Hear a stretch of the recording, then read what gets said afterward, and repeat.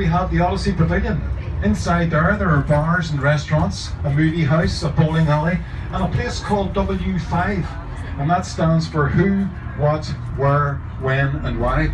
It's an interactive science experience for young children, keeping them occupied for hours upon end. Adjoined on to that we have the SSE Arena. This is home to the Belfast Giants ice hockey team. Now they came about after the 1998 peace agreement, where they wanted a sport in Belfast that would appeal to both communities but not have any history attached to it. So they came up with the idea of ice hockey. But then that posed its own problems because no one really played ice hockey in Belfast. Certainly not that standard anyway. So they had to source the team from the United States and Canada, which they did do, and I have to say they're a very strong team. They're at the top of their league, and they're supported by both sides of the community. So a very worthwhile venture indeed. Now the ice hockey team are called the Belfast Giants, named after the mythical giant Finn McCool, who built the Giant's Causeway when he was having a big fight with a Scottish giant. And he lifted a big sod of earth and he flung it at the Scottish giant and missed. And where it landed is now called the Isle of Man. And where he took it out of the ground is now called Loch Ness. And I believe every single word of that, even if you don't. So we're now turning into what was originally Harden and Wolff Shipyard. This is now the Titanic quarter. And we're about 11 years into a regeneration programme here, hoping to have it finished around about 2025, where they're planning on having a city within a city, if you like. But if you had a come down here in 1911, when they were constructing the Titanic at that time, you would have met about 16,000 workers every day walking up and down this road. That's not the case anymore. Harden and Wolff don't build ships anymore. But we'll talk more about that on the way back out again. Now just coming into view directly in front of the bus, you're going to see the Titanic Museum, recently voted the #1 tourist attraction in the world, beating off Buckingham Palace and the Eiffel Tower. So we're very happy with that. The building cost £77 million, but the whole contract was £100 million, including land fees and legal fees and so on. Now we recommend you spend at least 2 hours in there to take in the whole experience. It's entirely up to yourselves. You don't have to spend 2 hours if you want to. Just remember the buses come around every 30 minutes and the last bus of the day will be around here at 4:35. So you have plenty of time to get off and do the Titanic Museum and then pick up the tour again. Now if your bus is every 30 minutes up until that, they'll be around here approximately 5 past the hour or 25 to the hour, right up to 4:35. If you just look to the left, you see the big sign there where all those people are getting their photograph taken. Big sign saying Titanic. That weighs 16 tons, exactly the same weight as the front anchor of the Titanic itself. Now we're going to drive past the Titanic Museum first. We're not allowed to drop you off on this side of the road, so we're going to drive on past the Titanic Museum, turn around the bottom of this road, and come back up again and drop you off over on the other side, where people are waiting for us there beside that cast and crew restaurant or cafe, because that's where we'll have to drop you off because of the building working on the left hand side.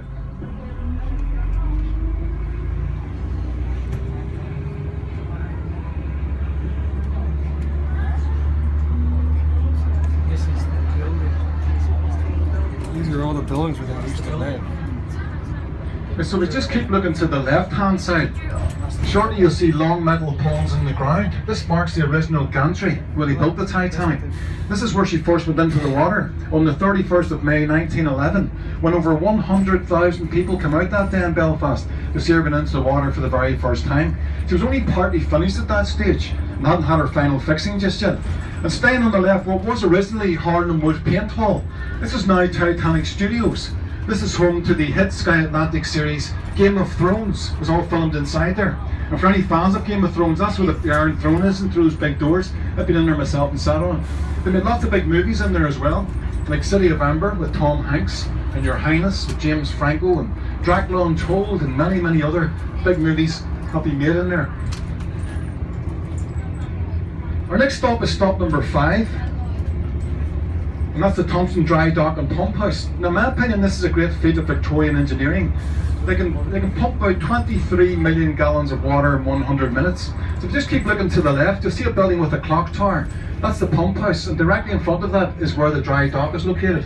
In order to get to the dry dock, you need to go round to the back of the pump house, buy your ticket, and they'll bring you through the building to where the dry dock is.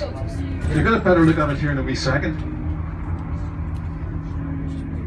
Just look in between these two buildings here on the left hand side, and you'll see where the dry dock is located. And behind that fencing there's a 44-foot drop down into the dry dock, and once you're down there you get a real sense of the size of the Titanic. It's huge down there. And off she went then. The Titanic left Belfast on the 2nd of April 1912. No one could have predicted what was going to happen 12 days later.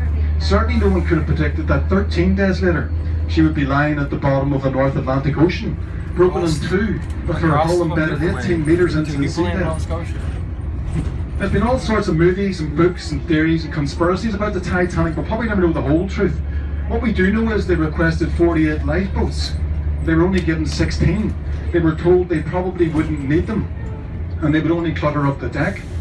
We know that the radio operator ignored many warnings of icebergs in the area at the time.